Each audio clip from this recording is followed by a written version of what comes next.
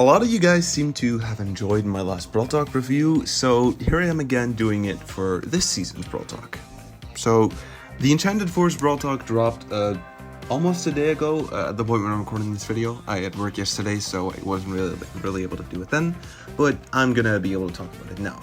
So, to start off, there's Cordelius. I don't really know how to feel about Cordelius. He kind of reminds me of characters from other video games. Like, his design is pretty funny, though don't really like a Brawl Pass skin, but the mechanics are really cool, because at a certain point with Brawl Stars, like, it's a game where there's a finite amount of mechanics that you can actually put into the game, right?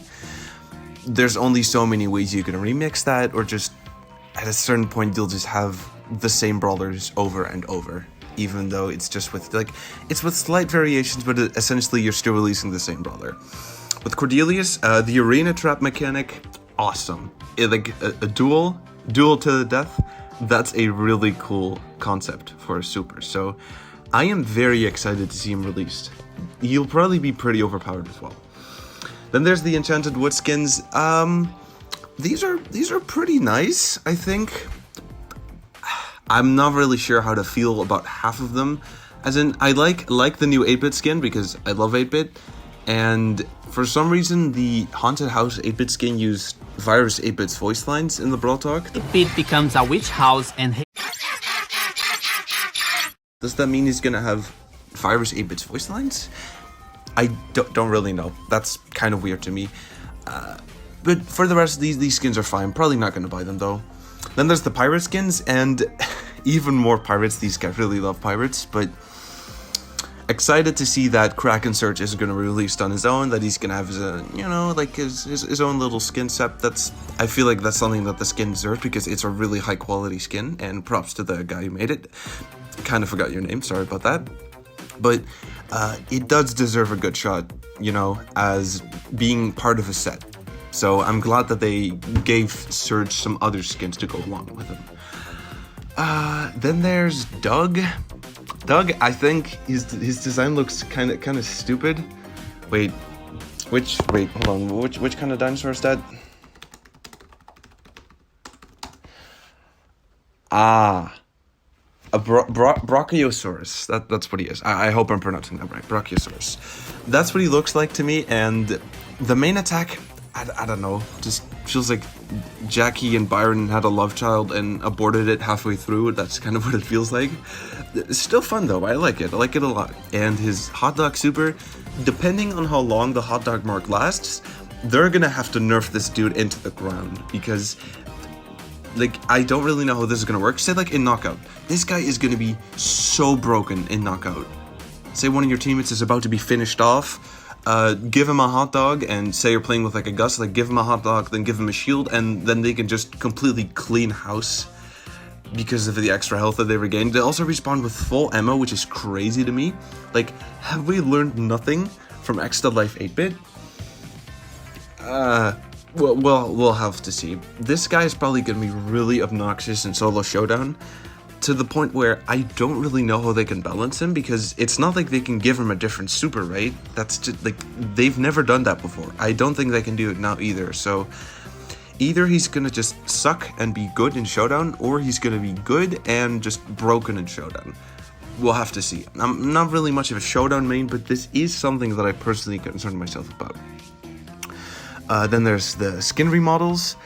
I really like that they took Darktide Carl into a different direction, even though a lot of people can't really get him anymore, because, well, like Captain Carl is, I don't think he's ever coming back anymore. Actually, no, he should be coming back into the shop with this season, so I'm glad that they made him look cooler, because personally, I always had Darktide Carl disabled in the skin rotation, so I'm glad that they're giving me a reason to play him again. Then there's also the Irish Tara remodel. Personally, never really played Irish Tara. Doesn't really look like this new Tara skin is gonna have, like, any fancy effects either. So probably not gonna play this one either, although I like the looks a lot more. Then there's, of course, the Smugly Pena remodel.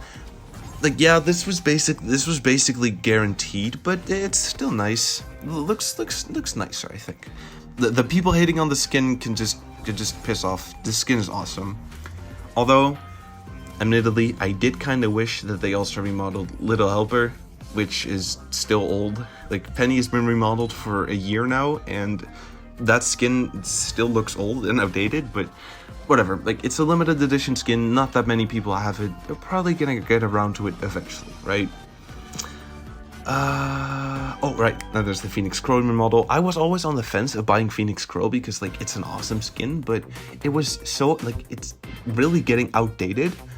But now I don't really have that feeling anymore, so I'm probably gonna pick them up. And, oh, right, that takes me to the meat and potatoes at the event, Star Drops. Not really sure how to feel about these because I personally liked having, you know, like, predictability. Although I will admit, like, you know, looking back at my history of playing the game, the most exciting moments was when I got something that I wasn't expecting, right? Like, getting Sandy during online class, just playing during online class. That was awesome. Where I was just screaming to my friends on Discord, meanwhile I was muted in the Google Meet. That was fun. So I do understand why they have to bring it back, and I'm definitely going to be looking to Kairos for, you know, some of the calculations to know whether it's actually fair.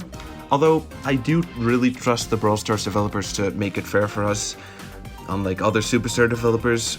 But like these guys actually care, okay? So I'm really glad that they're doing this. So I think this is probably going to be a good addition, provided that it doesn't actually nerf our progression. Or the blink count, which I'm most concerned about because they slashed the blink count in Power League by quite a lot, and I hope it doesn't really go down all that much. Then there's the Payload and Takedown.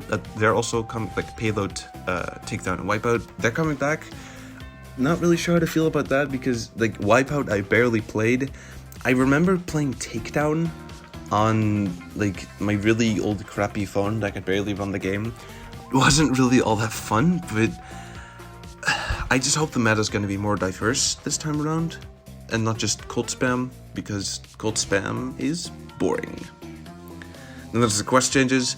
That's nice, because a lot of the time, like, yeah, we have rerolls, which alleviated the problem quite a lot from before, but it's not really all that effective, personally, because usually you'll still have to play a game mode you don't like, or a brawler you don't like. They're giving us more options, and more options always good. And then, yeah, there's Paulus for Brawl.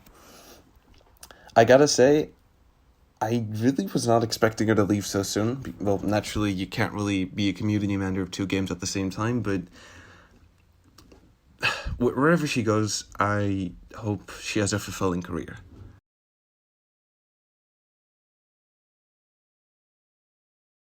So, yeah, this Brawl Talk for me, I'd say like an 8 out of 10. Thanks for watching.